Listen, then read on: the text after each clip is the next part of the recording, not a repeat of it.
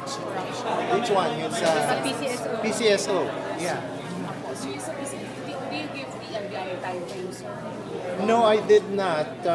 But because this may take a little time, medyo malaki ang kailangang investigahan. But I have requested the NBI to give me progress reports every now and then. Maybe I'll be asking for a status report maybe after a week, probably. Baka may initial finding ng NBI. Pero may framework kung anong iniimbestigahan nyo. Like you have specific people, specific contracts, specific operations. It will focus on allegations that yung proper government share is not being remitted by, let's say, STL or peryahan ng bayan and so forth and so on. So doon nakafocus yun. But that's only one side of it. The other side will probably focus on what's happening inside the PCSO. So that will be an investigation of its own officials and employees. So yun nga sir, so meron kayong parang specific people or unit na iniimbestigahan? That will be for the NBI to find out. Me, frankly, I do not have any specific persons in mind. That will be for the NBI to find out. So would you know, sir, how much are we talking about? The revenues that have been remitted? Well, I can only go by estimates which are provided by yourselves, no? By the media people, your own resources. We're talking about billions of pesos here. We're not talking about simply of hundreds of millions. We're talking about billions over a period of time, let's say in a year's time. So malaki ang nawawala sa gobyerno. So how far back with the investigation? Well, I would suppose that this may go all the way till 5 years back. 5 years back. Or maybe at the very least, since 2016, since the time that this administration took over. Sir, are you aware, sir, of the pending case in the RTC preliminary injunctions, sir, against the PCSO? Are you aware of that case, sir? Yeah, I'm aware of certain cases which are in court and in which the court has issued restraining orders or preliminary injunctions, you know. I think one of this is yung peryahan ng bayan, no, na nagkaroon ng agreement na mag-status quo muna and mag-arbitrate, but no arbitration has actually been commenced. In the meantime, my understanding is that peryahan ng bayan continues to operate without remitting anything to the government. And that has been going on for a few months already. That's with respect to peryahan ng bayan. STLs are the usual allegation na ginagamit yan na cover for illegal games like wedding. Lotos, not so much about lotos dahil electronic naman ang loto. So, Sir, you express surprise at the decision of the president. Has there been any discussion at all about this? Whom do you think did he consult? well, yun nga, kaya lang naman ako nagulat because there was no earlier discussions about it in the cabinet or in the cluster meetings. So, well, according to some news reports, the new general manager of the PCSO has made a report, a preliminary report, which prompted the president to make that decision last Friday.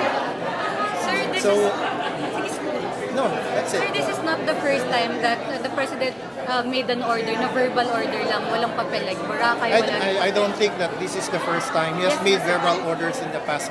Going back to my previous answer kanina, alam na naman ng presidente yung mga problema sa PCSO. Matagal niya nang naririnig yan. Kaya nga lang siguro dumating na sa point na talagang grabe na, kaya he had to take some drastic action. Pero this is not something na parang ngayon niya lang nalaman. I'm sure that he has heard a lot about this for a long time already. So ngayon niya lang talaga inaksyonan na. Sir, pero in your opinion, is it good policy na mag-order ng walang papel? Like verbal order lang siya? No, I'm sure that this will be reduced into writing as well. I suppose that I made a comment that for purposes of record, since this is a public official act, somehow it has to be reduced in writing. And your coverage, that's enough also, huh? That's enough record of a presidential order. But something in documentary form, like a written memo or an order, that can be done anytime. It's just really ratifying what he has already given verbally. Sir, justified yung PNP in showing the video of the president. Sorry? Mike? Justified, sir, yung PNP in showing just the video of the president. As announcing their the legal closure. basis As to their close basis. some- Showing the Video of the president. video, making that Sir, statement. kasi nag-close sila ng Lotto outlets and then when asked for what's your basis for closing down our outlet, ang pinakita lang nila, video ng presidente sa Facebook. Yes, kasi hindi naman required na in writing, no? So it can be verbal, it can be in video form, but I'm just saying na by way of official record, something has to be done in writing. Pero ang legal effect nun, verbal or videotape, pareho lang yun. It's the same order. Na pagka nilagay mo in memo form, let's say nag-issue ang presidente ng memorandum to the PCSO, that is merely ratifying what he has already directed verbally. Sir, Is it not nag-take na ba? Is it not arbitrary and good sir? Na magsasalita muna siya bago papel. Is it Well, not arbitrary and good sir? Hindi naman arbitrary yun kasi may pinagbasihan naman siyang information before he made that move. So that's not arbitrary. But all these people, those who are affected, will be given an opportunity because the NBI will conduct its investigation. So when the NBI makes that investigation, it will probably summon some people operating the Lotto or the Peryahan ng Bayan, and that will be an opportunity for them to disprove yung allegations that they're cheating the government. Sir, So sir, punishment muna before investigation. Hindi naman, it's just a suspension in my opinion. The final action on whether it will be permanently closed or terminated, I think is something that is yet to be made. And Malacanang has already said that it will await the result of the investigation before it makes a final move. So in my opinion, parang ano lang yan, preventive measure. Sir, Even as the government is investigating, stop muna kayo. Okay? Investigate muna kami. sir, question. If it is a preventive measure, most preventive measures have a time period. So do we have a time period for this or? is Well, this yun nga yung time frame ng investigation by the NBI. So, I'll just make sure that the NBI puts priority to this investigation because we know that people are affected. Alright? Not so much yung operators as the people who rely on the charitable resources of the PCSO. Yun ang mahalaga. Kaya hindi ito patatagalin ng NBI.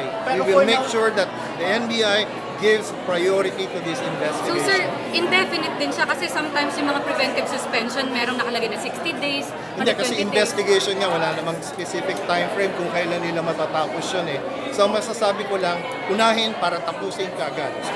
Maybe after a week's time, I'll ask already for Sir, an initial nag-take ka po, report. sir, how long the PCSO can, give beneficial activities niya without itong gains? Well, sabi nila, meron pa naman silang resources from 2018. Siyempre, pero mauubos at mauubos din yun eh. Ha? Baka hanggang end of the year lang yun. Marami pa namang sources ang PCSO like PAGCOR. Kaya lang, siyempre, iba yung kanilang sariling operations eh. Ha? Sayang yun, malaking amount yun. Sir,